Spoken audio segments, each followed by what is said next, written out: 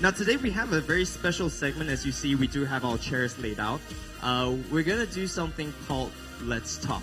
And Let's Talk is a time where we, get comfortable, and we're gonna discuss a lot about a particular issue. And today, the topic that we're talking about is new season. Now, at any point in time during this whole conversation, we invite all of you to go up onto our Q&A website. We do have a link for you on the screen. Could we put the link up on screen for Let's Talk? We have a link on the screen later. We'll put it up. And you guys can go up on your phone and type in any questions that you'll like to ask. And while we're having this conversation, I'll receive those questions and we can just start asking and talking. All right? So without further ado, today we have Pastor Peter and his wife, Peggy, and they're going to come up and share with us. So let's welcome them. Hi, Peggy. All right. Please take a seat. Awesome. Oh, new season. New season. How are you guys doing today? I'm doing good. Yeah? I'm so happy to be here. Yeah, usually, Peggy, you're in FX and you're here for this special conversation that we're going to have. So how was it this morning? This morning you guys did it in Chinese, huh? I think it went really well. Yeah? Yeah. Now we've been talking a lot about, we've been going through this whole transition. We've been thinking a lot about what's going to happen next year. I think maybe you should explain to people who are here for the first time because they might not know what a new season. That is true. Could we just say new season? It could mean going to a new school. It could mean, you sign up for Netflix. I don't know. So maybe explain to them what the new season is about. So, yes, Netflix. No. Well, we're talking about new season because in this church, like I said before about the hope, right? We're planning. This is Bread of Life International, so that you don't get confused. But right here, we're Bread of Life International. But next year, we're being launched out to plant a brand new church, and the name of that church is called The Hope. And so we've been actually going through a year-long process of just really thinking and planning through why are we doing what we're doing. Getting down to the core about why do we need another church, or what is the heart of this church plan.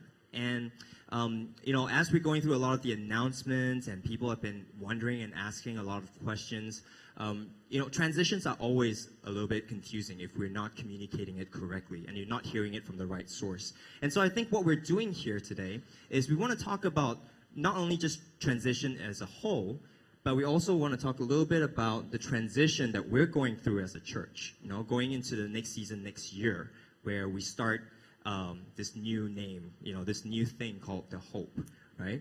So some of the things that we've been thinking about, right? Like, we've gone through I've joined this church for about 2 years now, and I've seen so many changes. We constantly talk about, how long have I been here? We say, 2 years. 2 years? It feels like we've worked forever. It's like we've done so much in the span of 2 years. It's so crazy. I've never done so much in church before. It really is. Like, we had interns coming in from overseas, and his first comment was, I've never done so much church in my life. In the first week that he spent his time with us. But I just want to ask you guys, what are some of the most memorable times that you have in your past in this whole journey, up to this point? At Bread of Life. At Bread of Life International, yeah. I'll start? Yeah. Okay. The most memorable moments I've had with Bread of Life International was before it was even called Bread of Life International. Mm-hmm. It was called Bread of Life English Ministry, because under the senior pastor, he had hoped to start an English service. Mm-hmm. And that's what Peter started doing. And so my memorable moments were just doing the little things. They weren't really little. I think sometimes we do take the ushers and the welcome team for granted, setting this place up. But I was there from the very beginning. We started small, and I made coffee from home, and I brought milk from home and put it in a little thermos bottle, and that would feed the entire church of life. The church was like 7, 8 people at the time, so. And Peter folded the bulletins. Where was the church? Where's the location? Because it's not here for sure. It's 7, at 8 the people mother will look church. really it was at lonely. the mother church. We were at the 7th floor of the mother church, overseeing Diane Park. It was a beautiful sight, and It's like one of those It's a classrooms, classroom. right? Is Yeah. it was like a classroom classroom. setting? It was Okay. a classroom. The Okay. whole place could sit about 40 people. Yeah. Okay. And so we and at that time we had 7, 8 people, right? It was just a prayer meeting. Right. Yeah. Right. And during the Chinese service, I talked about so getting coffee and folding bulletins was a personal experience, but a more like a memorable shared experience was probably praying together for almost a year before we started. And but that's just being nostalgic. I think the most recent memorable moments was starting at FX when it was all renovated. By that time, I had a child already, Okay. and I just wasn't able to do all the heavy work, like Jara, you guys, all the pastors. I mean, and then everyone was like volunteering. I don't know how you guys changed that place into a home. When I first went down the basement into what we call FX, I just started crying because I was not part of any of that hard work, and I get to enjoy it. I was so proud of the team. And some of the people who worked so hard aren't even here anymore. They've gone to other places. Yeah. Yeah, those were my memorable moments. I remember that place before it transformed into FX. Like, we walked in there and there was like dead bodies of cockroaches everywhere. I was like, okay, there's a lot And to do pink here. walls. And pink walls, which I'm like, paint, yes. Wow, what about you, Peter? What was some of the most memorable stuff in Boli from the time that you started this together? I think it's the relationships, it's the friends that you kind of have made over the years. When I started, I was 25, 26.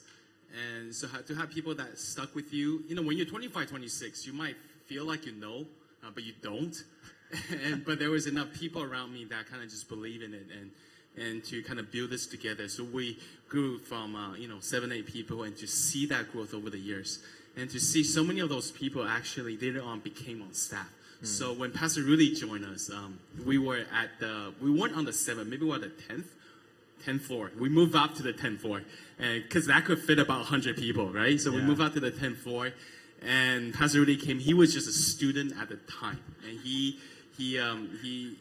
was studying. He was a student, and then Pastor Menda came, Yep. and she came to join. She joined my small group, and we used to have these. Our Sundays were crazy because we had one service at the time, and it was 10 in the morning, or whenever it was, and we have church in the morning.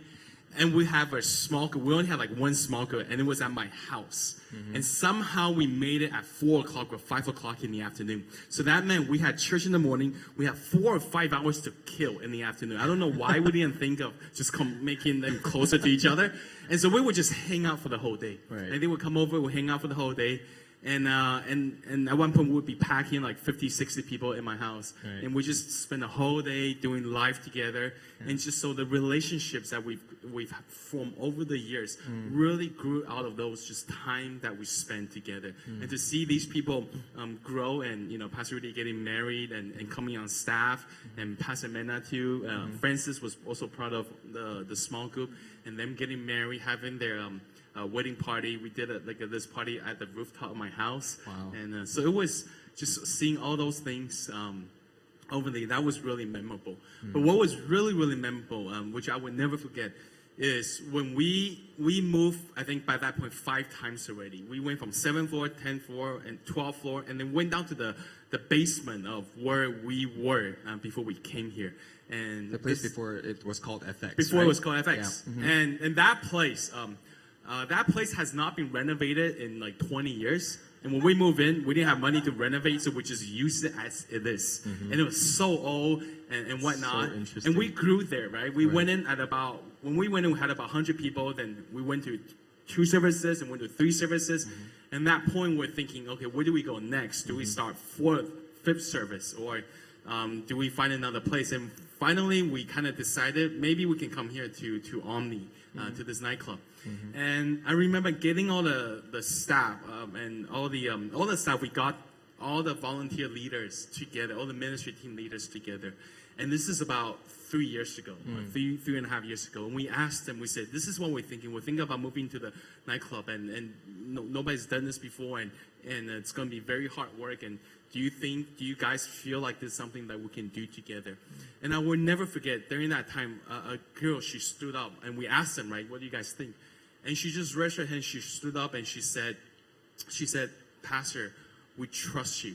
Wow. And whatever you guys feel like God is leading us, we will make it happen. Wow. And I remember thinking at that moment, what makes our church so amazing and what makes this place grow the way it has grown is really not because of the talent of the few. It's not because we have a specific gifted this and that. It's because of the faithfulness of all of us. Wow, and that's I a good just word. really believe that it's because of the heart of the people that built this place. What Amen. my wife Peggy was talking about, of really going in there and working on it, Yeah. and cleaning it and making everything work. And I think those are just such memorable moments. Yeah. It's the times when people serve with their hearts, when people pour in their heart into building this place and calling this place home. Wow. That's so crazy. Like, I remember coming in after all this happened, and I met some of the volunteers, and they're all so passionate to just set up all these new things for. You came in when we just started moving exactly in the here, right? the first service. It was the first service. It was the first service. Wow. Yeah, and then You were just visiting I was just Taiwan. visiting. I had no plans to come to Taiwan, and God was like, "Why don't you come and visit?" I was like, "Huh." I got a wife for you, lady. If I had known, Came earlier. I was like, I won't spend 2 months praying, no. But hey, you know, But we made sure you went to the right small group where Chai was there. We planned it. So- we so- kind of see how God uses your leaders to kind of guide you to the right place. That's so good. But you know, that's all great. You know, like relationships and like all the stuff that you're saying is so important. And I think in the hearts of a lot of us, we're all wondering, then why are we doing this church plant? Because it almost feels like when we do this church plant, what happens to the relationship there? Because I think that's the biggest question a lot of us who have been here for a long time are wondering, like, why? If this is so important, why don't you stay the same? You know. Right. So Right. I wonder if you can share a little bit about the Okay. why behind the Okay. church plant. Yeah. Do you want to go or do you Okay. need to go? We had looked at the questions beforehand, this Let's Talk interview. And then when I read the question, like, oh, why plant a church? A lot of things were going through my mind. But then this morning when I spoke in the Chinese service, I had a great, answer. I think probably from God. Why church plant? And then my instant reaction was, that's the same as asking, like, why do you grow? Like, I felt like a little bit insensitive. I think it's an insensitive answer, but like, growing is a very natural thing to do. And you don't ask a person, why are you growing? Like, we have a 3-year-old girl. Like, why are you growing? Yeah. What do you mean, why am I growing? I'm Like, constantly we- growing as well. I'm like, why are you growing? I'm constantly asking myself, why are Jesus' you? name, go back for the sake of Chai. Can you grow backwards? Like, sorry. Yeah, it's a very natural, positive thing to do. Like, Yes. God gave us life, Yes. and whatever you have now, you want to make it grow. You want to Yes. make your friendships grow, your wealth grow, your wisdom grow, your experiences grow. Mm-hmm. And I feel like at this time, it's not just a calling that Peter had, but I feel like with the blessing of Pastor John and our senior pastor at Bread of Life, and with Rudy, like, it's like God giving us permission to say, like, okay, now go. Right. Could you talk a little bit more about that relationship? Because, we talk about Pastor John, we talk about Pastor O, right? I don't know if a lot of people know that, Bread of Life International is actually part of a much bigger entity. Right. So So I know for a lot of us, we might think this is it, right? But this is not. We are only a small part of a bigger church called Taipei Lingyangtang, and which has over 10,000 people. And we are, even though we have like 700 people, we're not even like 10% of the actual church. And now the senior pastor at our church, Taipei Lingyangtang, the history of Bread of Life has just been church planting. Okay. What they have done over the years, over the last 20 plus years to almost 30 years, is they plant churches. And they grew from like one church into planting now over 300, I think 400 churches all over the globe. So here in Taiwan, overseas and whatnot. So I think the heart of the leader is always to win a city, win a nation by planting churches. So when they saw us growing and seeing just the momentum behind this, they said, hey, why don't we launch them out? Because to create a space to even reach more people, and to give us just a way to carry that blessing and to go out. And so for us, I think it's just a very natural thing. So when they came to us and said, hey, I think it's time for you guys to go out and plant a church. Like, it's a surprise and it's not a surprise. It's a surprise because everything is going so well, and when everything's going good, you don't want to change anything. You know what I'm talking about?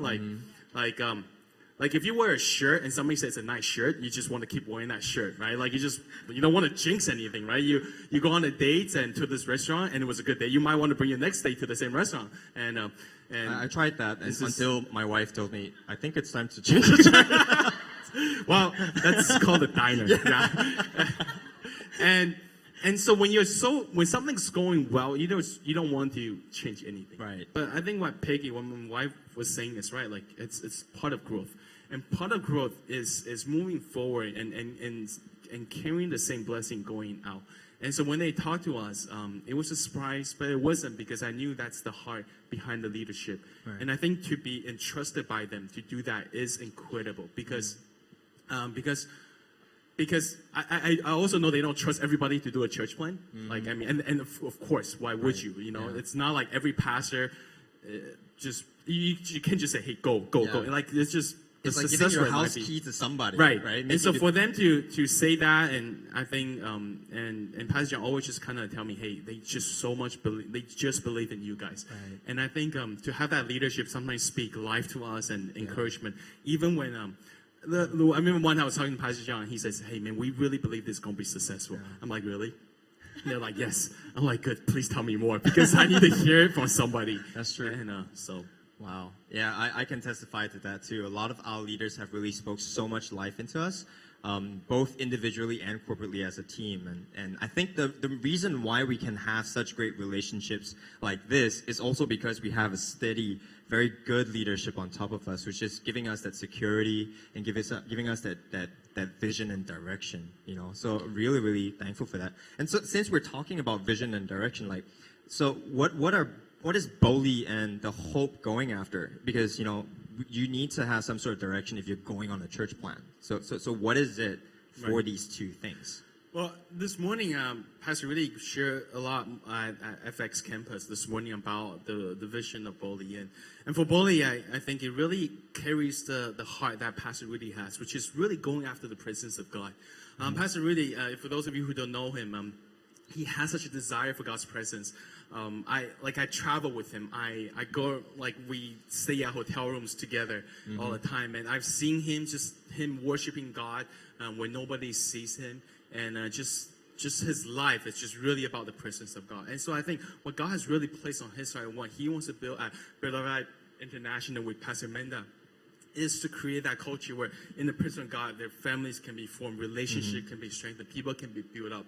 And so it's an incredible, incredible vision and a heart that Pastor Rudy has. And I really believe they're going to do an amazing job with that.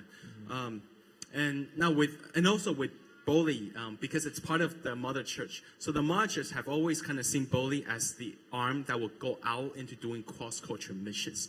And so I think that's really the DNA of what Boli is about, is to go out and do cross-cultural missions like what we've been doing in Hungary. Yeah. This is why we also, like 5-6 years ago, Pastor John and I, we took a trip to Hungary to get connected with all the Roma churches, and then I led the first team, and then I think I led the second team and third team after that, and then Danny came in, and they all just start going out. And then we went to Guatemala. It was the first trip, Pastor Rudy and I and Pastor Jacqueline.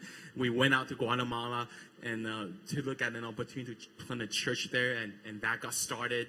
And so I think Boli will continue to do that. And that's just the heart of the leader behind at the mother church. Almost our senior pastor. And now with that, the Hope. Sorry, I'm talking too much. Do you want to jump in? You're the pastor. Well, before I continue answering this question, Okay. I just want to like make it clear out there, like whatever like we say the bully is after, whatever I say like the hope is after, it doesn't mean that the other church doesn't have that kind of aspect too. That's right. Like all churches love Jesus Christ. All churches believe certain essentials but they probably have a heart for something that they're really passionate about. And so the hope, like we purposely named the church the Hope, is because we want to bring hope to the community around us. So one of the, I think, inspiration or vision that the Hope has, it's not just for the church members who go to Hope to bring hope to the people surrounding them, but it's that, like, if one church called the Hope can reach, say, 1% of the population around them in their city, we want other churches to see the same thing. Like, if they can reach 1%, we can reach our 1%. And then another church sees that. And then another church said, like, wow, they can reach 1%. Like, we can do our 0.5%, 0.8%. Yeah. And that's how, like, a whole country gets, like, the gospel is, spread that way. Yes. Yeah. Yeah, that's good. And that's the reason why when we came back to Taiwan, 2009, yeah, well, it seems so long ago. And when we came back in 2009, it was really with a heart, a vision that I had when I was in college, and I put it on my wall, and the vision is 40% of Taiwan for Jesus. And right now we're at about like 7-8%, depending on which statistic you look at and how you measure things. But when I came to Taiwan, God gave me a vision for 40%. And I know sometimes in church, I don't like to talk about numbers because numbers is never the goal. And so sometimes I don't like to talk about it just because, I'm not that into like 20,000 by 2020 or, like all these slogans we come up with at church. And not saying that's wrong. If you're part of a church that does that, I'm not saying that's wrong. But for me, it really was a mission to come back to see that happen. I really believe it can happen.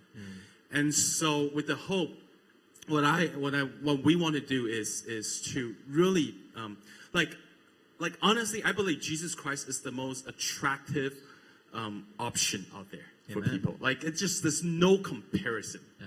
Like, if you really get to know Jesus, if you really see who he is and the hope that's inside of him, the life that's inside of him, how can you not, it blows my mind that people just don't want. And because, and so I just really want to see a church with the Hope where we just represent Jesus for who he is. And he's this God who is kind and good. And he's not there to judge people. He's not there to bring all these. He's there just to love on people. Yeah. And it's his kindness that leads people to repentance. Amen. And so we want to just really see a church that can be a light to our community, which also I believe Bodhi will be as well. But it's a church that really represents personify what hope is, because that's Jesus Christ. Yeah. Jesus Christ is hope. Our hope is not based on anything else. It's not just a hope for the future. Hope is the presence of Jesus in our lives. Amen. Because Colossians says Christ in us, he is that glorious hope. He is the hope of glory. And I believe for all of us who are Christians, we have this hope inside of us. We can have hope for our relationship. We can have hope for our family. We can have hope for our nation.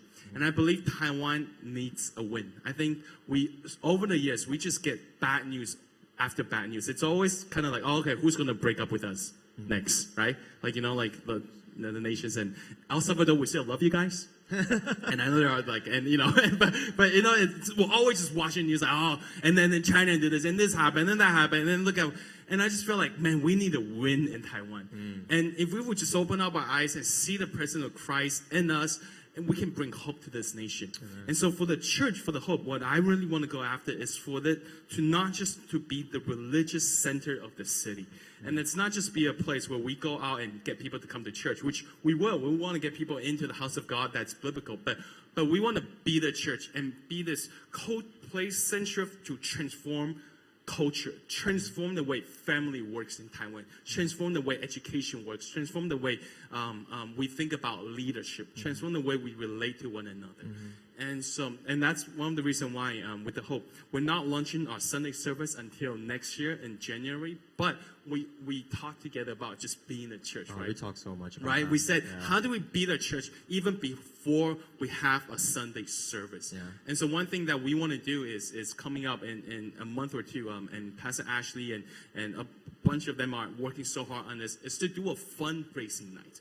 And this fundraising night is not for the church. It's not for us. We're going to fundraise, but we're not going to keep any money for us. We said, even though, we need financially, we need money, and because we're doing all the renovation and all that kind of stuff, and we're already burning cash. But we said, before we even do that, like get money for ourselves, can we just be a blessing to the city? Can we be a church that doesn't just want the city to come to us, but be a blessing to the city?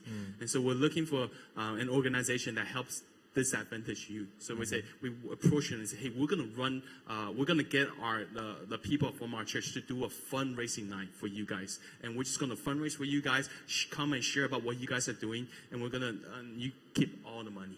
And so just for us to be the church. And then in like November, we're doing a Hope Week, which is something we'll continue to do in the Hope. And that is, we want to go and serve the community. So we're identifying all these different ministries out there that's doing work like with the homeless, with different things. And we say, hey, if we have about 50 people, 100 people that come to your organization this week to volunteer, what can we do? What can we do as a church to bless the city?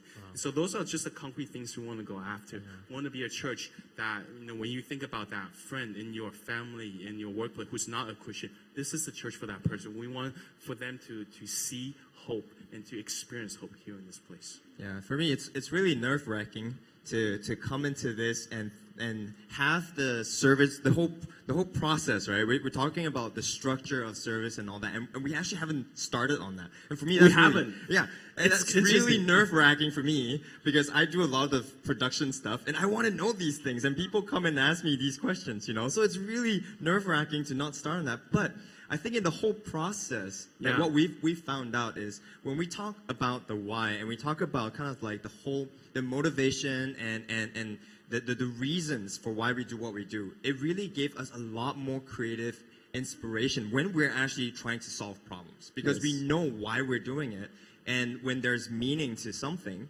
right? It makes it's easier to get people on the same page rather than trying to explain. Okay, let's do this first, and then we'll figure out meaning later. It's just so counterproductive that way. Do you want to say? Oh no, I was just affirming what Jara was saying. Thank you. Like instead of like trying to explain how you're going to do something, better to share the heart. And we're figuring out we're still on the go because none of us have done it. Even though in a way we kind of started the Bowley English Ministry Group from 7 people to where we are right now. So there is certain experience in that, but that itself is still not. It's not it's a church, but it's just a ministry within a church, right? And so we're trying to think as a whole, then as an actual church, as a whole church, what do we need to do? But we're very purposeful in terms of not going after the flashy thing first, because Sunday services, we have a nightclub. Like, we can go as flashy as we can get, and we're going to utilize all that, and that's fine. But that cannot be the core of who we are.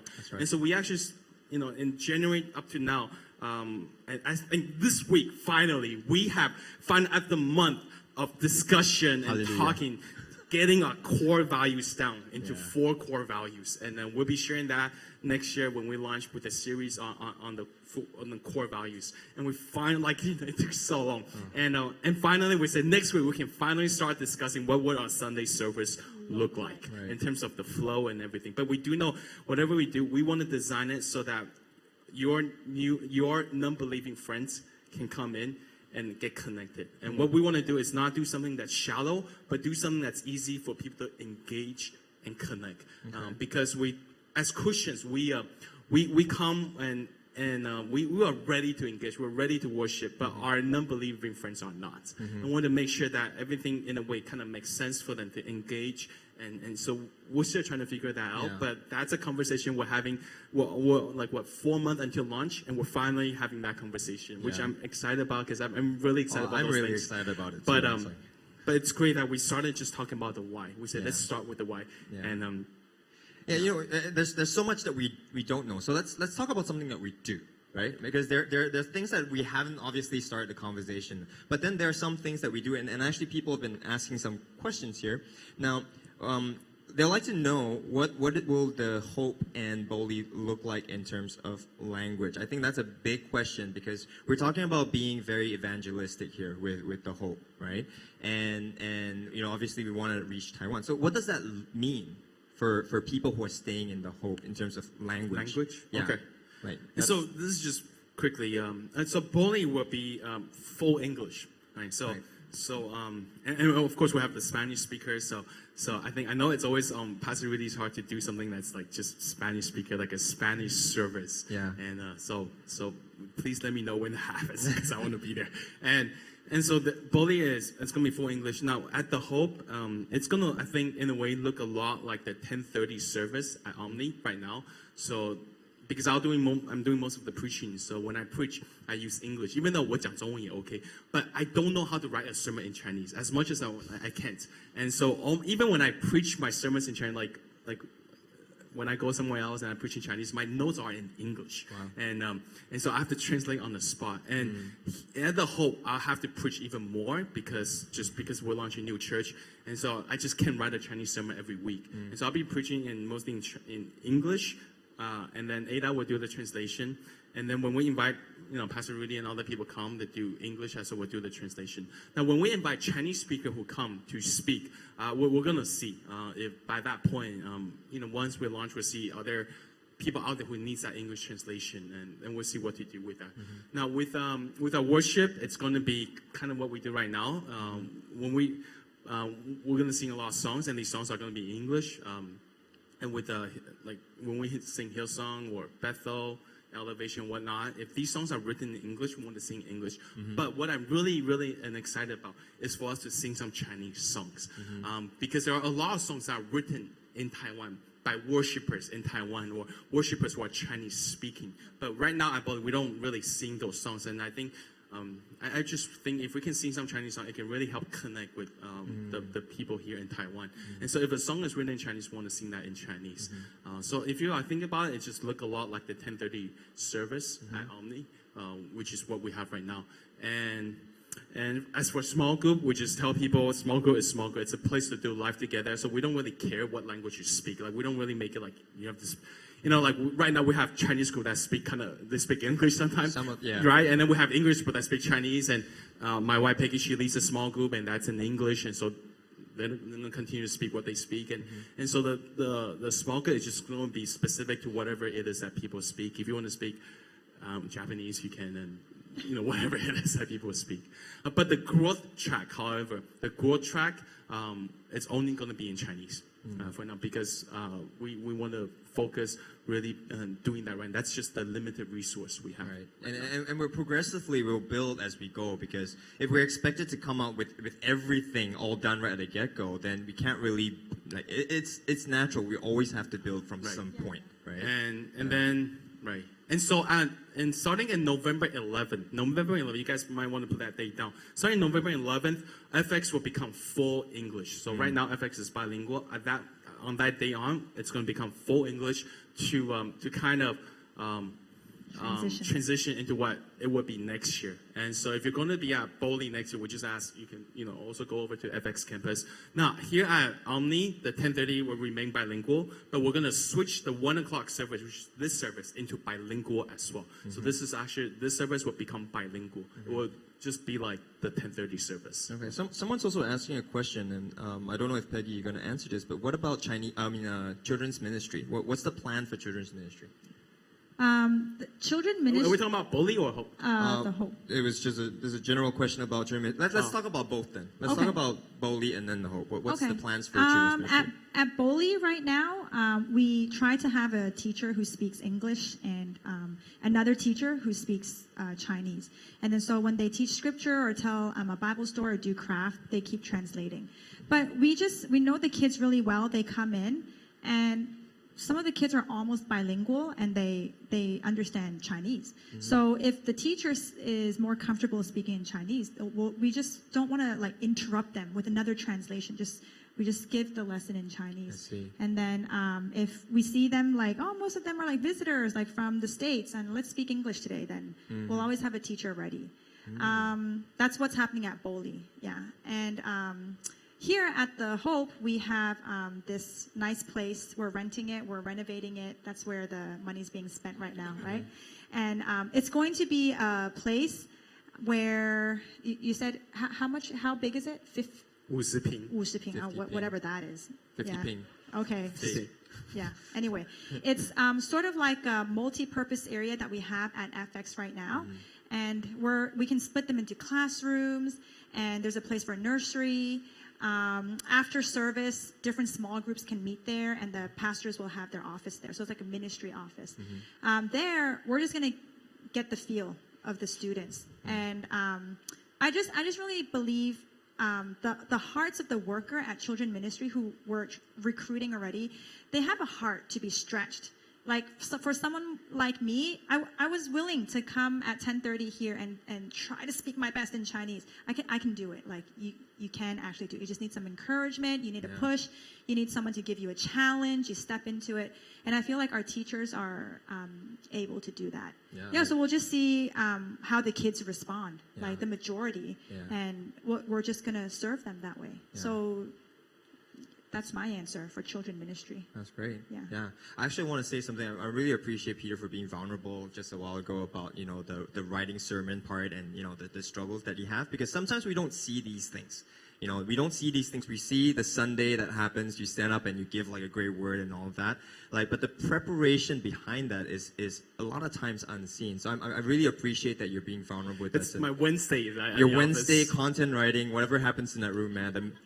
Yeah, so Wednesday is when I write my sermons, and so the staff outside, I'm in my room, and I would, like, if I get, like, this revelation, I'm like, sometimes you have this idea you want to say, but you don't know how to word it, and once you get it, I get so excited, I will come out, do a victory run. He really runs. He literally runs out and, like, jumps. I'm like, yes! And they're like, oh, you got something, didn't you? I'm like, yes! And I can't wait to share it, and so it's something, it's fun, something, it's frustrating,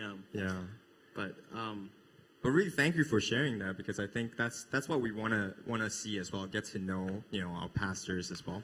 And I'm sure a lot of things go on in that room. Not only the struggles, but then even dreaming, right? So let's talk a little bit about that part. Like, what are the things you're excited for? You're talking about plans in the future. We may not have discussed about the service, but I'm sure there's stuff that you're dreaming about. So what are some of the things that are getting you excited? I'm excited about this. Can I go first? Yeah. Okay. I'm excited about this opportunity to see people grow into what I believe they can grow into, and that's for all of us at even the people who are staying at Boli, because Pastor Rudy and Pastor Amanda are, when I knew them, Pastor Rudy, like I said, was a student. Pastor Amanda was just someone attending my small group. And to see them step into leadership, step into pastorship and leading as pastors. But in the next season, Pastor Rudy becoming the lead pastor at Bread of Life International. And then Pastor Amanda standing by his side and building together with him. I think that's them stepping into a higher role and a higher responsibility. And I believe in just, I believe in them, and I believe that in that new season, in that new chapter of their life, they're going to discover things about them that they did not know was inside of them. And they're going to be very surprised in a good way on what are they capable of. And for us also, it's just a step out for us, right? And that's also where the struggle is. And to see us stepping into that new role, Jara next year at the Hope, he's going to be stepping up into also a pastor role. So right now he's doing the communications, but I just see so much leadership on this guy, and he's been pastoring so many people. I say, hey, you just don't have the title, but you've been doing that thing for all this time. So he's going to become a service pastor, overseeing our home teams and overseeing the Sunday services and what we do here, and the majority of our volunteers. And so see them step into that role. Pastor Ashley as well, Pastor Adriana just stepping up, and I think that's quite exciting for me to see people step into these different leadership roles. And at the Hope, we have so many new teams that we're coming up with because we really are thinking, how do we make this place like home? And with that means so many different teams that we never had before. And so different people step into those roles and being team leaders. And that's amazing just to see Yeah, it's a lot of different things. that's the exciting part. Yeah. And What about you, Peggy? What are some of the things you're excited for in this next season? My role right now at the Hope is mainly just being focused on children ministry. That's my background. It's my career. Like I teach at a Christian school for missionary kids, and then my degree was in Christian education. So I'm like, gotta do this. Like, if not me, then who? But I'm so thankful for Pastor Viola and Adri, right above me. Like, I'm more of a person who likes to be told what to do. So you just tell me what to do, and I'll do it. And Viola's like, oh, thankful for you. I just want to tell people what to do. Like, they're good leaders. They're really good leaders. So I'm really pumped up with, like, connecting with the children in Taiwan, whoever comes. We're just going to get, like, a whole different type of audience. And I was trying to equip, like, the teachers, telling them it's so important that we have a relationship with these children, that they're not just coming here to get some babysitting service and learn about, like, moral lessons on, like their parents probably want them to come to church to learn how to be a good kid. But I said, like, that's we have a different goal. We want them to learn about who God is so that they can have a personal relationship with God, and so that they know how to relate with other people. Yeah. So good. that's my focus and interest. That's a lot of great stuff. But, I mean, at the same time, as you're doing all these things, I'm sure you experience struggles. I mean, I do too, right? you see all the struggles. I see all the struggles that happen in your office. He was just praying. The whole team was praying for me on Friday. I was so, like, and they were Which Friday? This past Friday. 2 days. Well, actually, it usually happens on Fridays, huh? Usually, like everything falls on Friday. Freaky Friday. Freaky Friday. But yeah, we're people too, right? We go through different emotions. We go through different challenges. I mean, even the whole process as we're thinking about this church plan, the team and us, we spend so much time crying, so much time, struggling with the fact that we're gonna do this, and we have such great relationship, and we still do. But I'm sure there's other, challenges that maybe even recent ones. I'm not sure. But do you have some personal challenges, or like something that, us as a church, we can also pray together? Yeah. Well, I know my wife will be able to share more about my struggle because she sees it all, and but definitely there's a lot. I think the biggest struggle from the very beginning was just the fact that, like I said, Pastor Rudy, Pastor Mena, a lot of people who we just came to get, grew together, and to have to, at least for the ministry part, right, to be separated, and for Boli to do its own thing and the Hope to do something.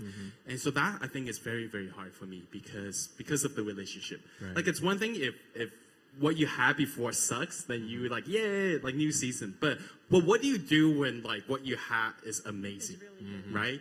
And that, I think, is always the challenge of growth. But I think that's a good thing, because it's always better to know that you're not running away from something, but you're running towards something.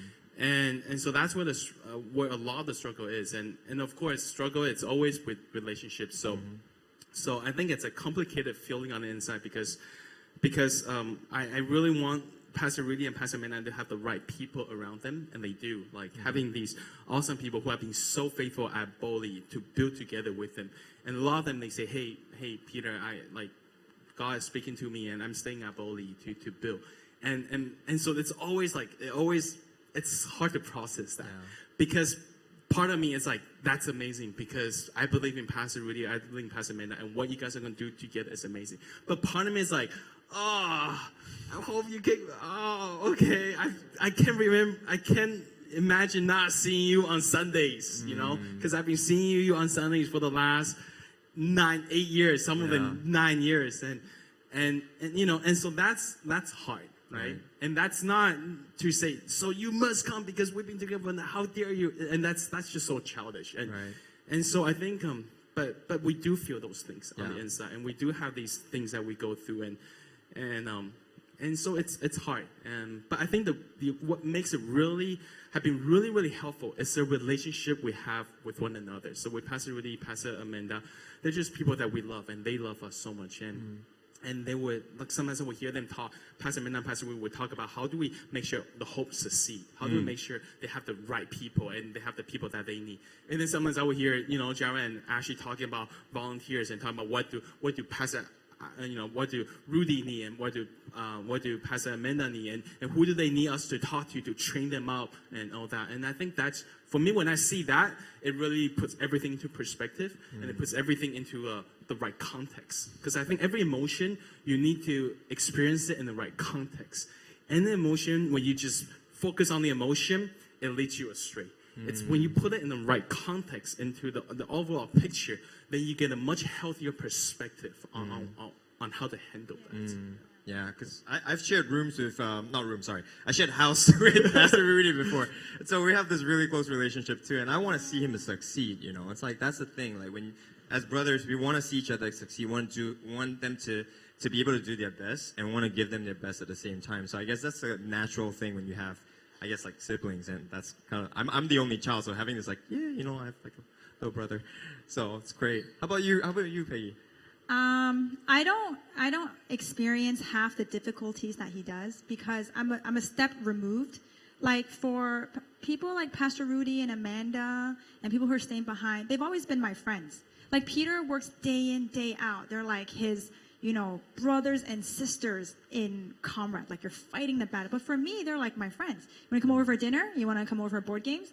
And then now we're doing a church plant. It's still like, you want to come over for dinner? You want to come play board games? Like, it doesn't really change much for me. It's actually like really exciting that, we're both having, a bigger dream to dream, something bigger to accomplish. Right, because we're still in the same city. It's Yeah. not like you're like, going somewhere else. Yeah, it's like your friend getting married. You don't go like, I don't want to have a best friend anymore.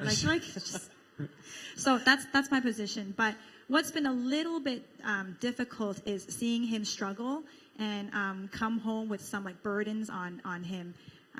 Like just starting this new church, you're no longer like a gospel center or a mission in ministry from Bread of Life. Like he has it's almost like starting a new company. He has to, he's getting a lot of help from the board, like from someone we call like Joseph, you and Chai, and he's learning how do you even like register and make how do you register a non-profit organization like to exist? How do you calculate cash flow and like how much do we project? Is coming in, and how much we have to spend, and having to pay 5 people a salary. Right he's never had to do that. Like he's never had to worry about like someone's paycheck, but now he's like, people have families, people have kids, to feed. Right. Like I need to be responsible. Because I share with him, I'm like, babe, these people like are leaving a secure paycheck to do this, and so I remember when after the first. Like June, we look at our tithe and offering, and then we look back and we look at the money. We're like, and we'll just start joking. We're like, who's gonna get a job first? Who's gonna go out there and find another job? And part time. And we're like, and I was talking my wife Peggy. I was like, who, like if we cannot pay, can they move into like our extra room? And, like, can we? Yeah, but God's gonna take care of it. We just believe it's gonna be great. Yeah. Okay. Well, that's so good. I think we have a lot of, I believe everyone has a lot of thoughts, going through this entire season. But what's, if we can boil it down to one thing, all right? If we boil it down to one thing that's important to stay focused on, to keep in mind as we're going through that season, what would that be? What would that be? What's the advice that you would give for anyone that's just going through the different emotions? Can I share? You want to share first? Oh, you want to share first? Yeah, I have to share before I because you forget. have to go home to watch Ellie. Okay. Because my mom is at my house taking care of Ellie right now, and she's flying to Canada tonight. So Peggy needs to rush home to take care of Ellie. So I'm gonna let you speak just in case you want to go. But is this the last question? I don't know. Like, We could have. I think there's another one or two. But I want you guys to share. okay. I can't boil it down to one thing. Just 2 things. Okay, I'm very brief. Number 1 is flexibility. And number 2 is just being positive. Like, change is never easy, especially like I'm the kind of person who's like, why fix something that's not broken, you know? And like at school, we're always doing like new projects and new things and being innovative. And I'm like, oh, this is so hard. But just being flexible makes it so much easier.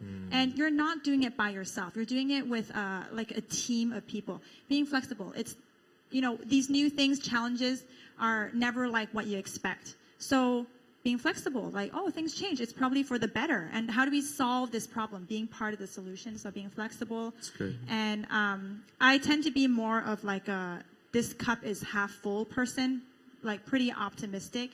So just being positive, like, wow, this is like a big change. Well, so more people in Taiwan can come to know God. Like that's a good thing, right? Yeah. So just being really positive. Being positive. Yeah. Seeing the best in each situation. Yeah. That's my 2 Great. cents. How about you, Peter? I think what God has been teaching me is the difference between planned and prepared. I think when in times of transition, it's easy to make plans. And when you make a plan, you have a script of how everything should play out. Like this should be in place by this time, and this should be that, and this person should be here, and that person. You have all these different plans. Yeah. And I'm a planner, right? So that's my natural tendency to plan. Like, but what God's been teaching me is more than just doing planning. You have to prepare. And preparation isn't about making just plans, which is, I still believe it's important.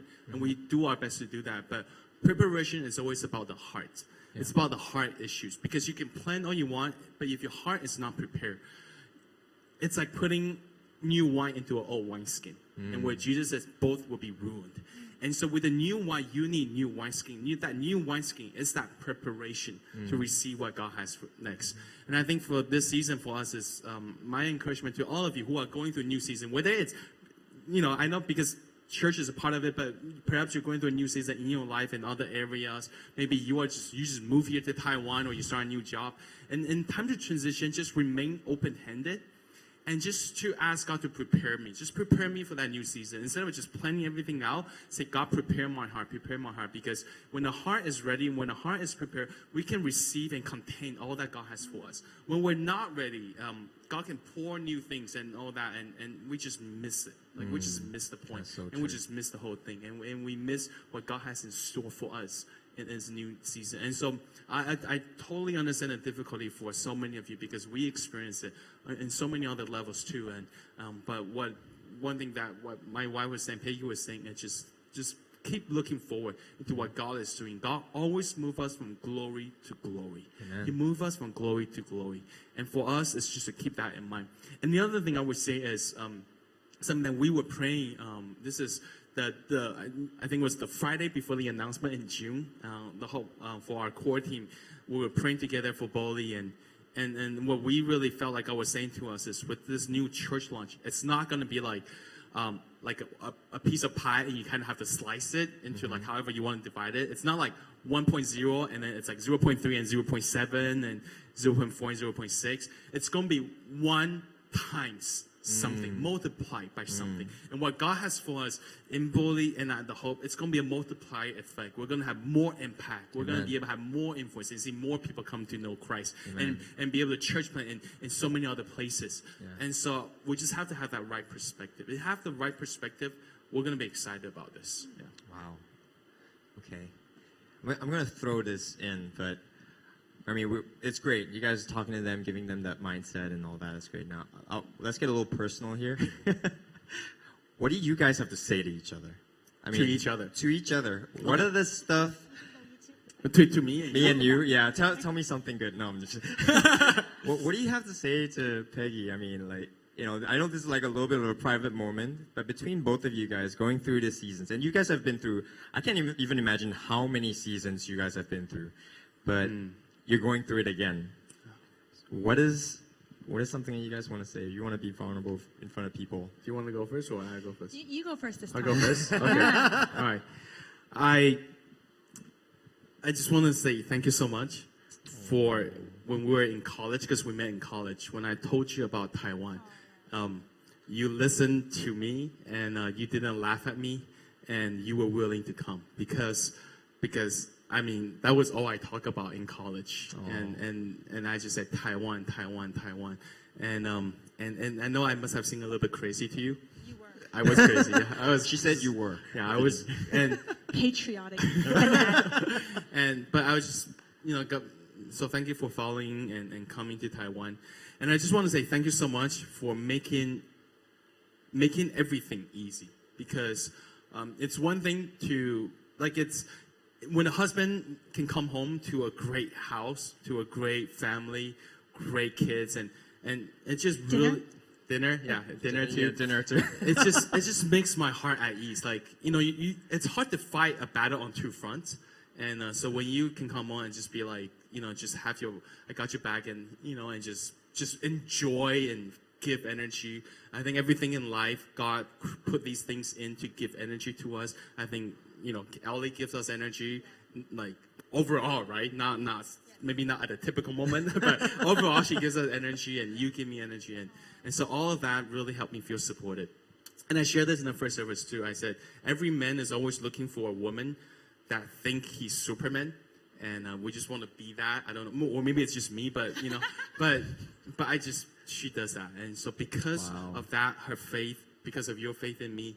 You make me feel like I can do this. You make me feel like I can be the leader that they need me to be. I can be the pastor that the church needs me to be. Thank you. That's great. Thank you. You may now kiss the bride. I mean, sorry. I'll do more than just kiss the bride. Yeah. That's for another time. How about you, Peggy?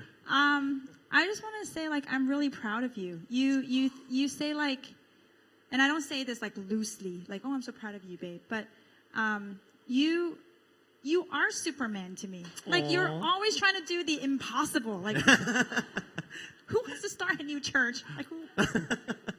I think I mentioned this in the first service. I'm so happy I found a man who's really different from me, personality-wise. Because if I married a person with the same personality or interest, my life would be so boring. My life would be have dinner, take care of the kids, put them to bed, go read, go sleep, every night. But he's hey, you want to watch a movie? Hey, you want to play some board games? Hey, you want to have a date night? And then yeah, I'm tired, but yeah, no, I do want to do these things. Yeah, I do want to do these things. So listening to God's calling in your heart, getting the blessing from our senior pastors, and being equipped all these years. I think God was trying to work on us, work on people, getting all of us prepared. I'm just really proud of you for stepping out, doing this, and you're making my life so much more exciting. Wow. I have exciting or stressful? Exciting. Well, when you go on a roller coaster, are you mostly excited, somewhat stressful? You guys answer it for yourself, right? So it's about the same thing. Yeah, it's a little bit stressful, but that's good. I think that's a really interesting way to put it, because I think sometimes stressful and excited, it's just your perspective. It's your heart beats faster, and you're you're anticipating something. It's just the way you see it. How do you want to interpret what you're feeling? Yeah. Is it nervous or are you excited? Yeah. Yeah. So you make life really exciting. Do you want to preach next Sunday? No, we can't. Next Sunday, Pastor John's free. I cannot. Following Sunday, do you want to preach next? No, thank you. I want to go home and make dinner. Thank you, babe. Thank you, Peggy. Thank you for sharing. You're welcome. Hey, I just want to say it's been a great honor not only to sit here and talk with these guys, but from the time that I've been a part of this ministry, both Peggy and Peter has poured in immensely into my own life as well, and the lives of a lot of the guys on the staff and volunteers. And that's why when we talk about what we talk today, the relationships, it's real. We're not making any of these stuff up, and people who have been with us right from the very beginning, for us to go through this transition together, it has not been easy. But I want to say, I'm really so thankful, for just a lot of the stuff that the price that you guys paid right in the beginning, so that we can actually stand on your shoulders and grow, to learn and see things that we've probably never wouldn't have the chance to see if not for what you guys have sowed in the beginning. So thank you guys. Thank you so much for all that you guys are doing. Yeah, really appreciate it. Hey, do you guys have any final thoughts? Anything that you want to, Do I just pray then? Or? Yeah, would you lead us in prayer? And Okay. you want to, could we all just... Yeah, why don't we stand yeah, up? let's and just then- all stand up. Let's pray. Yeah, well, that's good. Oh, yeah, yeah. She needs to rush home to relieve my mom of the duty. Well, thank you all for coming out tonight. This afternoon. And we're very excited that we get to do this together. And I know for many of you guys, going through a time of transition is not easy. But again, just remain open-hearted. I'll share with you advice that Pastor Steve Dixon gave from Hillsong. He was here beginning of the year. He was speaking here. And part of the reason why he was here was because we invited him, Pastor John and I asked him to come to give us some wisdom with this new church launch. And we asked him, can you just help us to, how do we do this? And what do we do? And he was speaking life to us. And right before he left, he put me on the side. He just gave me this advice. And this is what he said. He said, nothing is as straightforward as you think it is. But go forth with a clean heart. Go forth with a clean heart. And that has been resonating in my heart ever since. Just what does it mean to have a clean heart? Because like I said, sometimes leave to my own, script in my head. I just sometimes don't come up with the best thoughts about what's happening and different things. But it was just a challenge from God, like during this time of having that right thoughts, having that positive thoughts about the future, not being depressed about this and that. We're not being, like, oh, what's gonna happen and is this gonna work? But just to believe for the best. And so we have struggles, but let's all struggle together. But let's also all hope together. And it's all going to be worth it. It's going to be worth it because people are worth it. And there are so many people out there that needs the gospel of Jesus Christ. And that's what this is all about. It's at the end of the day, it's about reaching our city. It's about transforming our nation. It's about seeing this place come alive. And so let's just keep our eyes on the goal. Let's move ahead with gladness. Let's move ahead with joy. Let's move ahead with hope. And let's just trust in the miracle of beginnings. Because there are miracles that's hidden in beginnings. And it's beautiful. And so let's just trust in that for what's going to be happening at Bowley under Pastor Rudy's leadership and what's going to happen at the Hope. All right, can we do that? Yes? Yes? All right, why don't we just put up our hands and stretch our hands like we're just about to receive, and let's pray. Father God, thank you so much for all of us who are here today. We thank you so much for this family, for Bowley, for the years that you have poured into this place, for the years that people have poured into this place, countless hearts, hours that's poured into building this family. And I thank you that our family is getting bigger and our family is growing. And I thank you, Father God, for this next season in the life of this spiritual family, but also whatever season that we are entering into individually, as well, whether it's in our marriages and our families and our work, or for those who are just moving here to Taiwan. Thank you for that new season. And we pray for this new season that you will pour out not just a new wine, because we know you want to pour a new wine, but we pray that we can become the new wineskin, so that when the new wine is poured out, this new wineskin can contain it. And we're not trying to use an old wines and old wineskin to contain what you are doing new, Lord. And just pray for that over all of us. Pray that we move forward with excitement, with hope, with purpose, knowing full well that you are with us. And we're going to see the city transform and the city change. Thank you, Lord. Thank you, Lord. Thank you, Lord. In Jesus' name, and all God's people said, amen, amen, and amen. Let's give God a clap offering. Bless you guys. It's been a great Sunday of just chatting this morning at FX and 2 services here at Omni. Now, for those of you guys who have any question, we always encourage you guys to lean in as much as possible. That means to chat with us if you have any questions. All right. Now, next Sunday is next weekend is a long weekend. I know Monday is off for many of you guys, but Sunday we're still going to have church. Pastor John will be here preaching, bringing an awesome word. And so come on next Sunday. We hope to see you guys this coming Sunday. All right. Have a great week.